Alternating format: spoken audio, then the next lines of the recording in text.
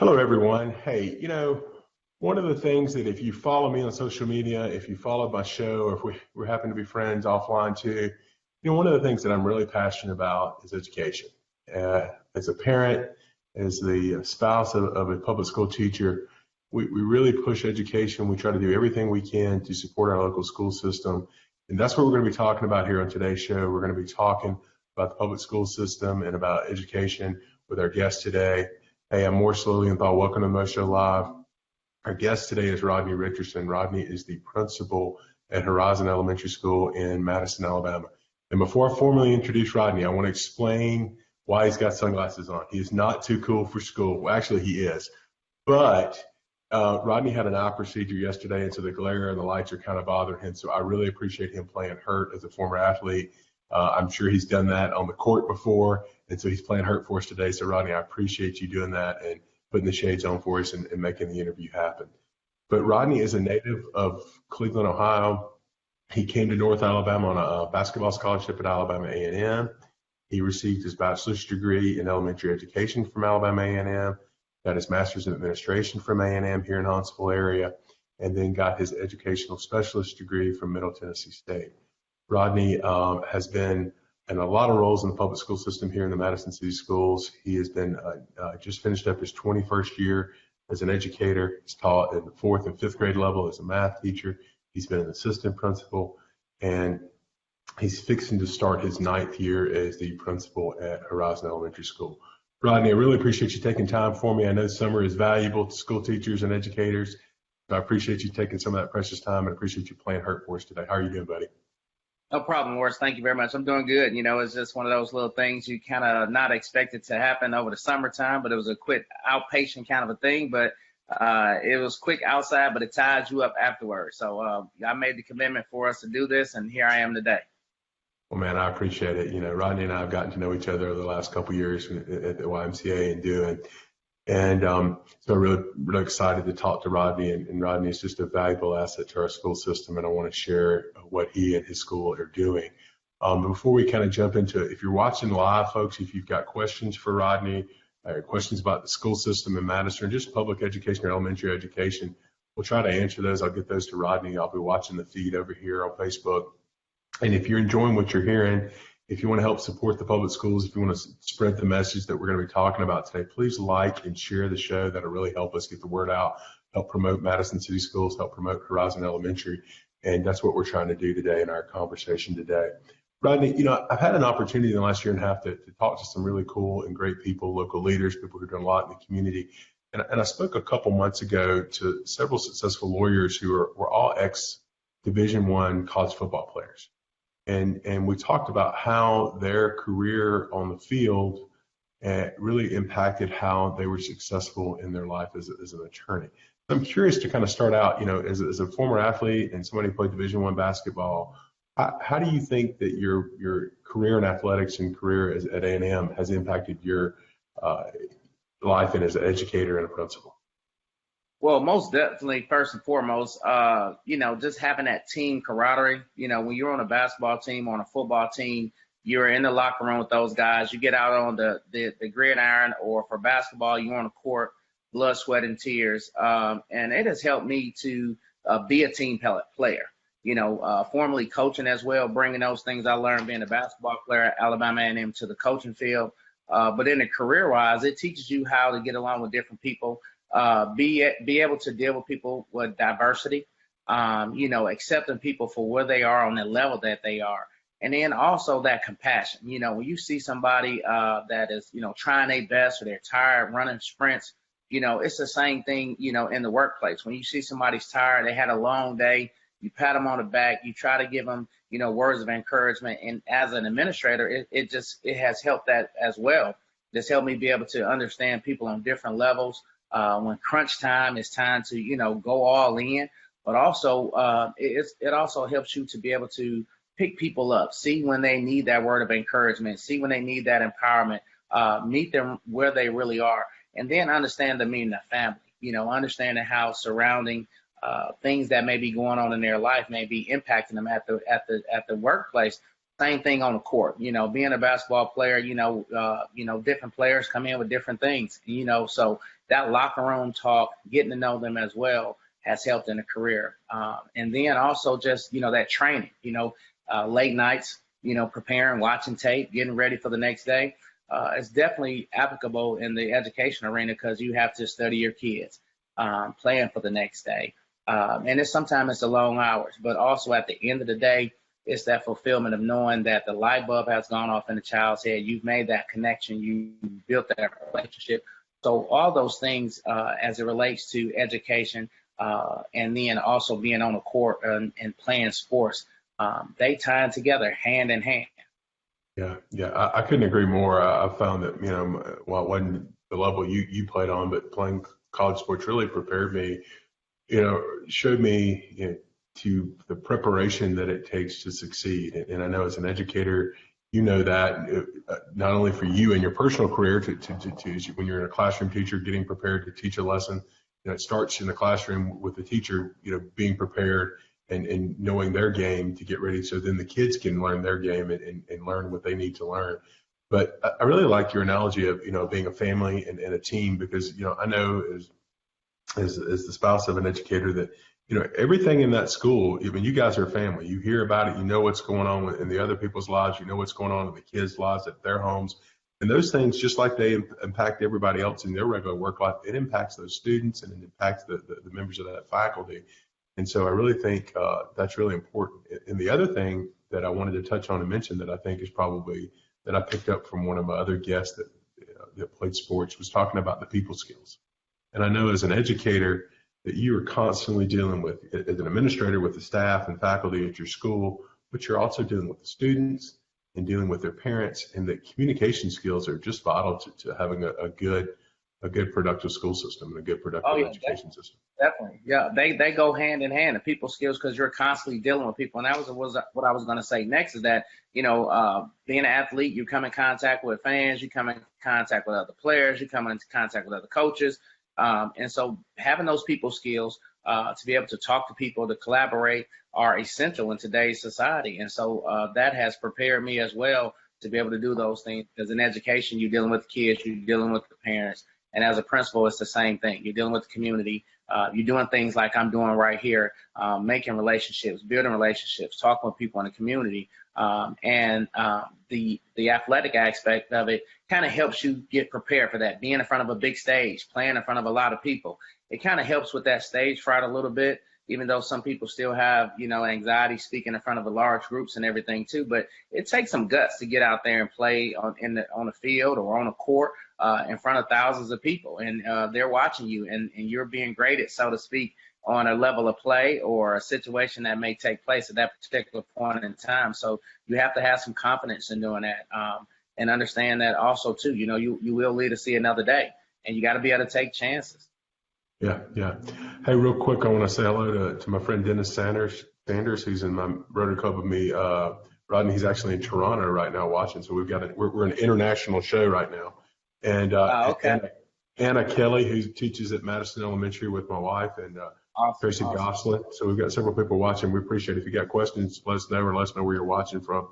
I think, I've had the privilege to speak to Robbie Parker, the superintendent of schools there in the Madison School Systems, and spoke to Mayor Finley. Folks, if you're not familiar, we have 7 elementary schools in Madison. We have 2 middle schools and 2 high schools. And our area is just expanding and growing like crazy. And I know that that's impacting how all the schools, and your school, I'm sure too, is operating. For example, this year we're moving, the 6th grade is moving to the middle school now. So now the elementary schools will be K-5. Talk to us a little bit about your school in particular though, Rodney. Tell us a little bit about Horizon. And I know that you're very proud about some core values and some habits that you guys have incorporated, I think back in 2012, that have really shone a light and improved a leadership program at your school. Tell us a little bit about that. Well, right now, our school system, Horizon Elementary, like you said, just lost 6th grade. We're a K-5 school.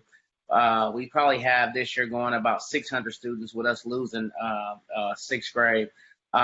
We have about 32% free and reduced lunch. We are a Title I school in the Madison City School. We have about 35 teachers.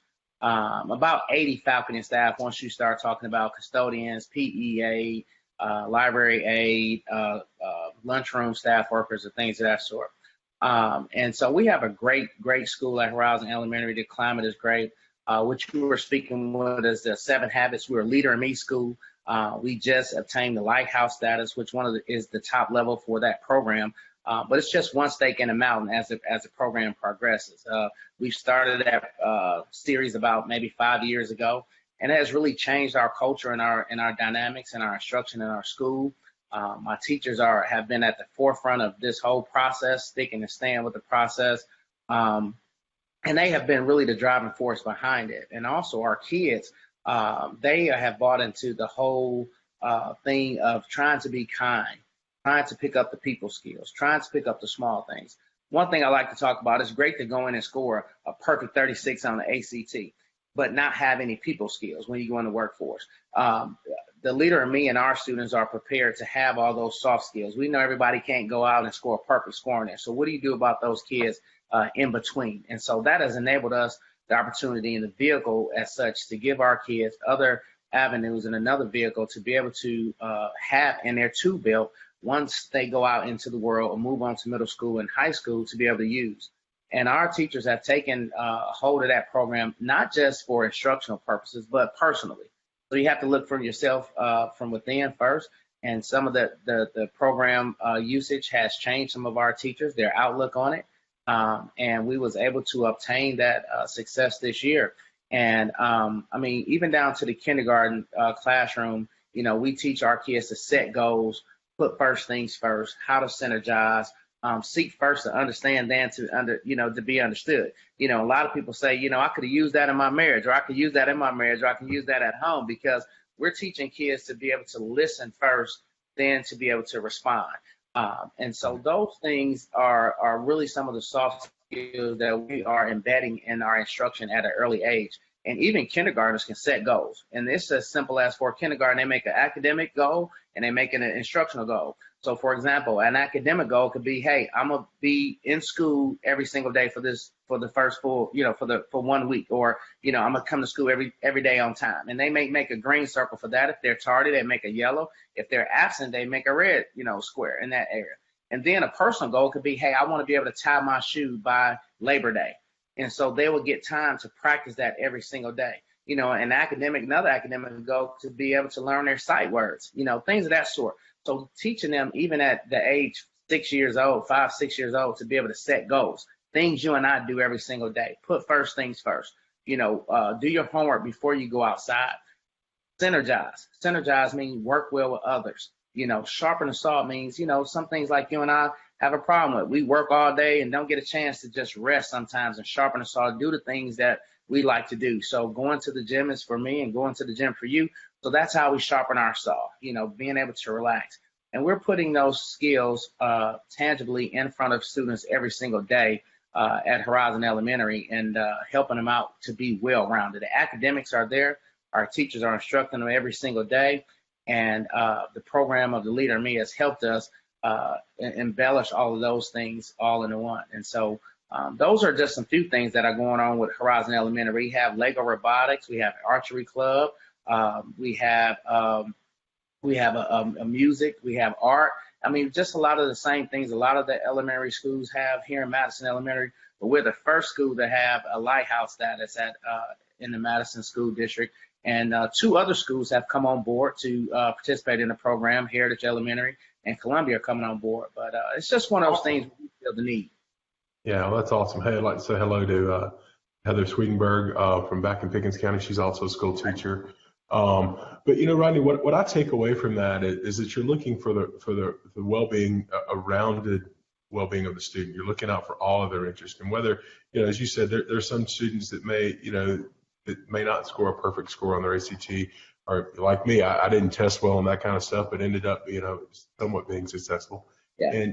But I think the soft skills, but developing those at a early age. I've heard some statistics and seen some presentations by people who are talking about public education and talking about reaching children at this elementary age is so vital to provide them the skills that they need for not only middle school and high school, but for life. That if they don't get these skills at the age where your school, where your kids are, that they're going to be in trouble and behind forever.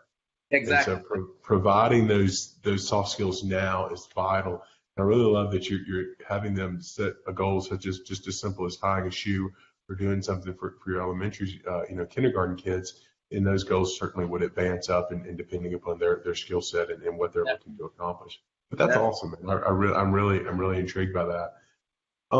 You've been doing this for over 20 years now. And one of the things that strikes me in the last few years when I go into the school system and I go into my wife's class or I go into other schools and do stuff and talk to other teachers and stuff, because, teachers run with teachers. You know that, right?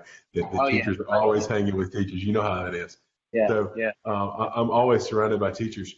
But the technology today and how the kids, even at, the lower elementary education, levels of kindergarten, first, second, third grade, these students and the teachers are using technology in a way that it still blows me away. Even though you and I are sitting here in different locations talking on Facebook Live, it still amazes me that kids are using the Chromebooks or the iPads to do certain projects and things. Talk a little bit about how that's changed and how that's really advanced the way teachers are teaching and the students are learning.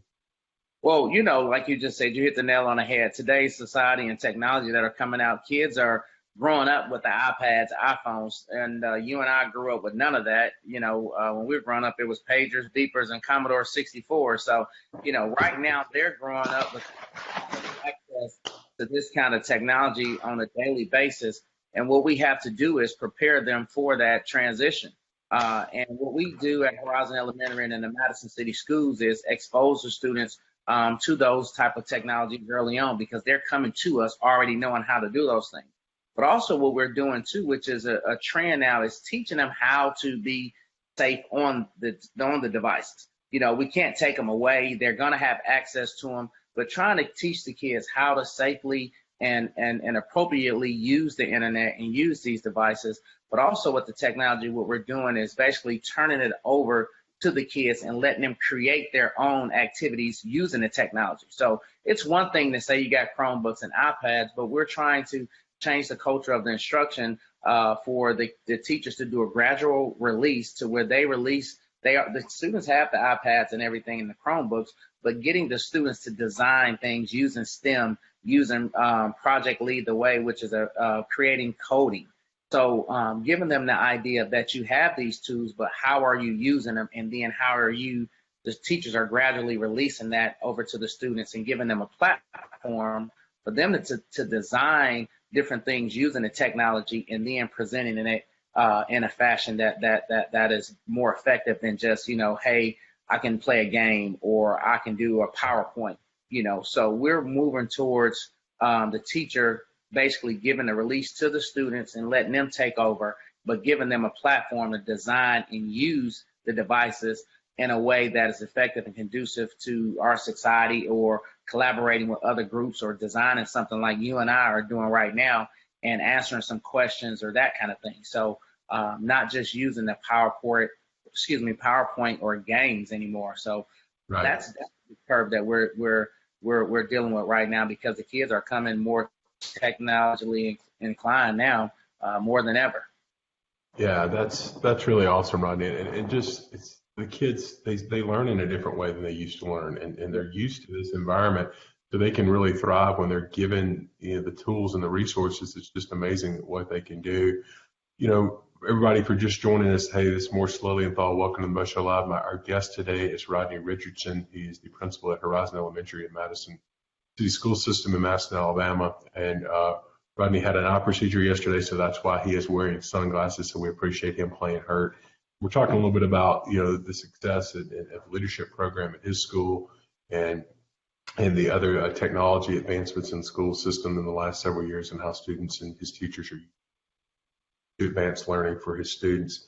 We talked a minute earlier, Rodney, but it just amazes me that all the extracurricular activities that are out there now for the kids. A lot of times I think about middle school or high school for these things, but your school and the other schools, I'm sure, have Lego robotics teams, chess teams, math teams.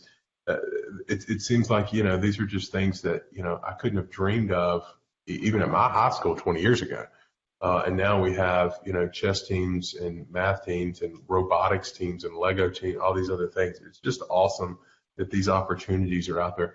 Talk a little bit about, though, why that's so important to have these extracurricular activities for the why that helps create that well-rounded education you're looking for. Well, right now, with the kids, like I said, they're so diverse nowadays. Madison has over 52 different languages in an entire district as a whole. And so, kids learn differently. And so you have to meet them what they are. So what their needs are. So not just the pencil and paper anymore. You have to be diverse in how you're doing your instruction and meeting them where they are.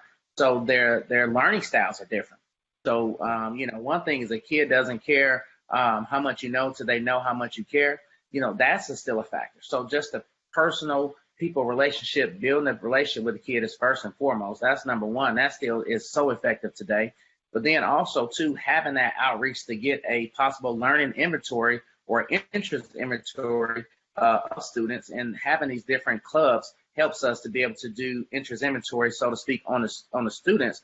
So now, if I know that you are big into sports, now when I'm teaching you, I'm trying to meet you at your interest level. To, if I'm doing math, hey, I may start talking to you about baseball. Can you give me all the averages of this team? And then that, first of all, you love baseball. So I'm talking about the Braves. And so now my interest inventory piques your interest, and because you love baseball. And so now you use that as an interest inventory mark to be able to build on that. And so sometimes the clubs are a really good outsource for the kids to be an outlet, for them to have an outlet, but also as a teacher, it's a great way for you to get in and teach that kid based on their interest. And so with the chess, the Lego robotics, the archery, and that kind of thing, if they can do those fun things at school, now that builds a better interest for them, and now they want to be there, because these kids now, it's different than when we were growing up. You have to meet them where they are. And so any kind of interest that you can have to help them with that at school, it's a plus for the teacher, it's a plus for the school, it's a plus for the principal. And I think that the more that we have those kind of outlets, the better it is. For me growing up, it was basketball and football. For you, it was the same thing, sports. And so now everybody is just not doing basketball and football. So if the school can provide other outlets or other interests, so to speak, then that can be the key for them, like it was for you and I, basketball, football, those kind of things, sports. So now you have the extracurricular activities, archery, Lego robotics, the green team, where we're building green power cars now. We build green power cars and they race, things that I could have never, dreamed of when I was coming up. And so we have a green team that builds green power cars and they race. And so they design it and they build it from scratch, and so that's where we're going now. And so we can have those kind of interests and activities at the school. It's better. It's better. That's awesome, man. And want to say hello really quick to Kimberly Morazzo. She teaches over at Madison Elementary.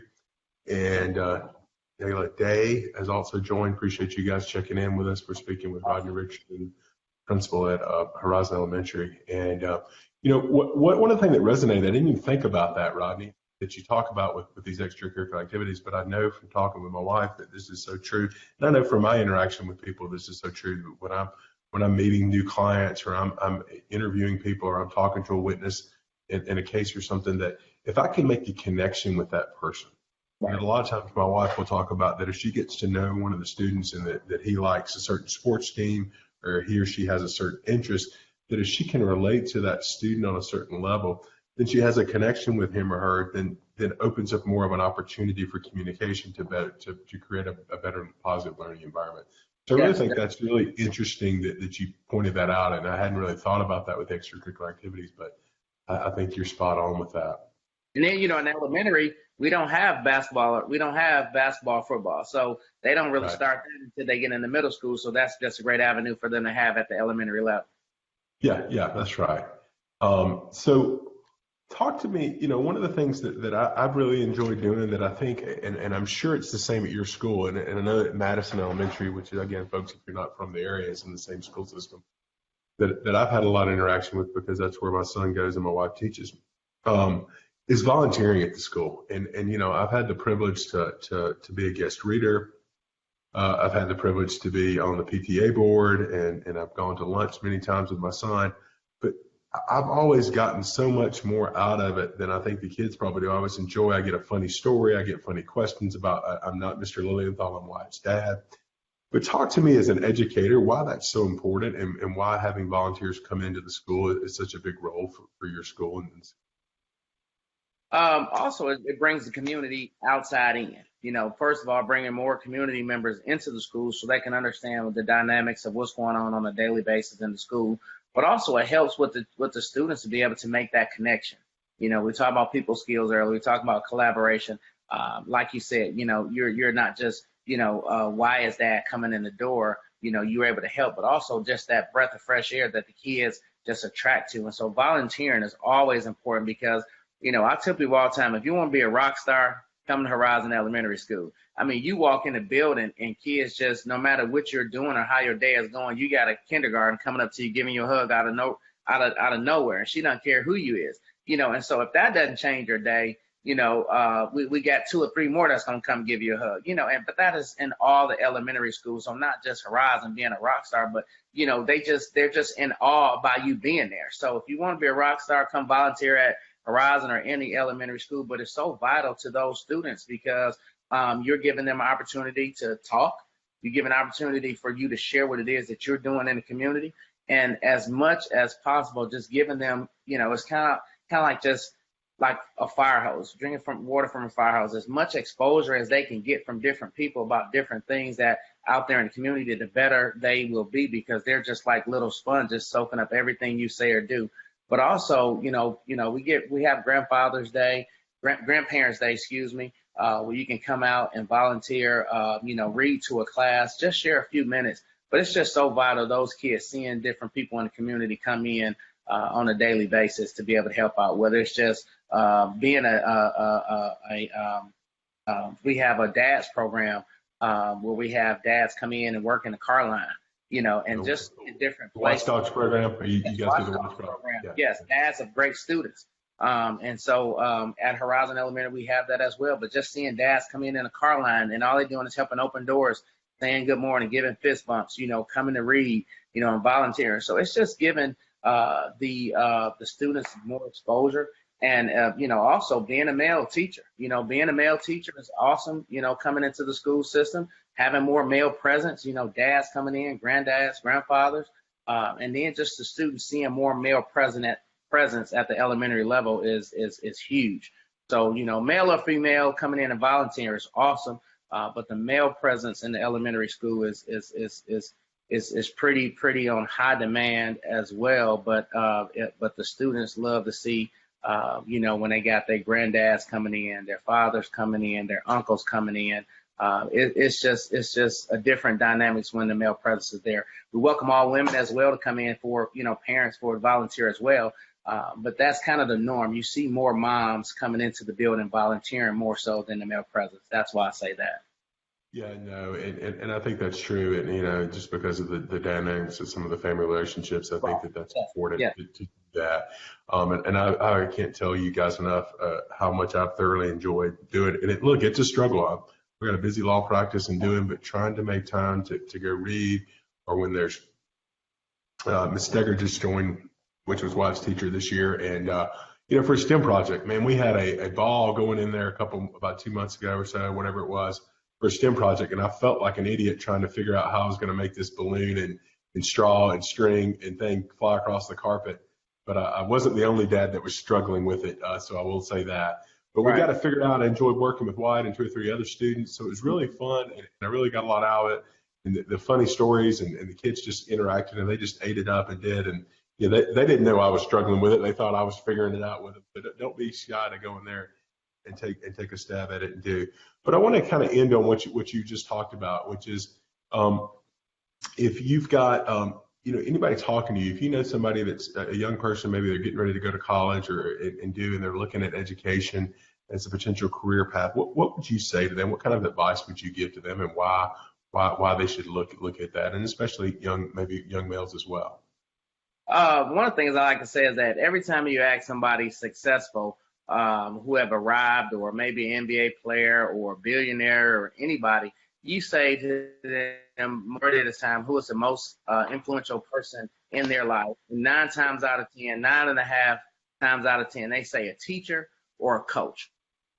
And to me, that is one of the biggest and best reasons to get into education, because not only are you that teacher or coach, but you're impacting somebody's life and laying a blueprint for the rest of their life.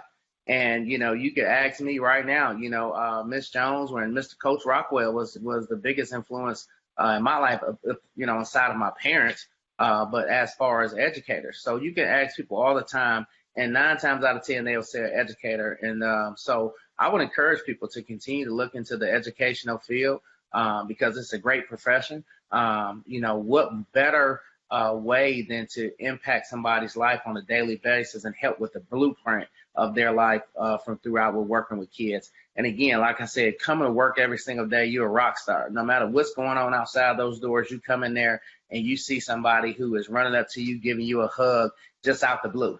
That changes your dynamics on a daily basis. When I'm having a rough day in my office sitting behind a desk, I get out from that desk and I just walk the hallway. And it'll be 2 or 3 seconds, somebody's coming up to me, Miss Richardson, how's it going?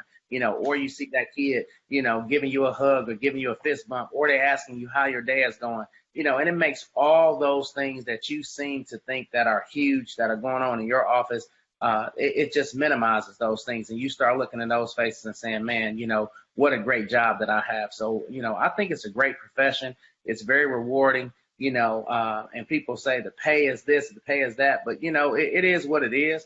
But we don't do it for the pay. We do it for the impact that we have long term, and it's satisfying. It's satisfying to know that you're doing a career that you are empowering lives and impacting lives and setting a blueprint. That's huge. You're not just doing something for right now, but you're impacting a life for not just right now, for the rest of that person's life. So you have a couple chances to get it right. And whether you didn't do it right or if you did, but 9 times out of 10, those tend to say, you know what, I remember Miss Richardson. I remember this person. I remember Coach so and so. And so you have a chance to make sure that you have that impact and you setting a blueprint. And so I would encourage people to today to still go into education for those reasons. And the kids are truly our future, and they're working on everything on a daily basis, and they're becoming our, engineers, they're becoming our astronauts, mathematicians, and our next inventors and entrepreneurs. It's definitely a satisfying profession, and I encourage everybody to go into the field because it's rewarding, and we need more educators. Yeah, well, I'm glad to hear you say that. I knew you were going to say that. As a lawyer, you never ask a question that you don't know the answer to, they say. But I knew that you were going to say that because I know you're passionate about it. I can tell you're passionate when I talk to you about your school and your students and your teachers. And I know that my wife is the same way, that if you're looking to do that, talk to a teacher in your community, talk to a teacher that you grew up with if you're a young person and do it. Or go sit in on a class. I'm sure you can talk to somebody in your local school system if you're thinking of going to college and you haven't declared that major yet, but check into doing that and do it. I want to say hello to Casey Knight. I think Casey's son goes to your school. And then I want to say hello to Betty Taggart joining us, Bonnie Howard, who's the library media specialist over at Madison Elementary. Thank you guys all for joining us. And again, if you're just tuning in, this is Morris Lowenthal. My guest today is Rodney Richardson. He's the principal at Horizon Elementary, and Rodney has just finished up his 21st year in education and fixes to start his 9th year as a principal. And we've had a really great conversation about the leadership program at Rodney's school and about all the extracurricular activities and the benefits of those for his students and students at large and other schools and doing. And Rodney had an eye exam yesterday, so his plan hurt. So we appreciate him taking time today after eye surgery to put the sunglasses on and joining us for today. But Rodney, I really appreciate it. What I would encourage people to do, get out and get involved. A couple things I wanted to end on and maybe just let you throw your 2 cents on it is if you got questions or concerns about your student, your child's education or doing, contact their teacher. Don't assume something. Talk to the teacher, find out more information, be involved if you've got questions or problems or concerns. Then go up the food chain to the administration if you need to do that, if you don't feel like you're getting satisfaction. But be involved and do. And then as the things we just kind of got wrapping up on, is volunteer. Get out, be involved in your schools, your child's education. Go out in the schools your grandparent, go out and volunteer. And even if you're not, having one of the things that we've talked about before, I talked about with the mayor and with Mr. Parker, with Robert Parker, was that having a valuable, good school system helps everybody in the community. We're going to have better leaders and better people to take care of us when we get older, but it raises our property values and just helps overall. So if you're an older person and you're retired, you don't have anybody there, go join in and volunteer at your local school. But Rodney, I really appreciate what you do.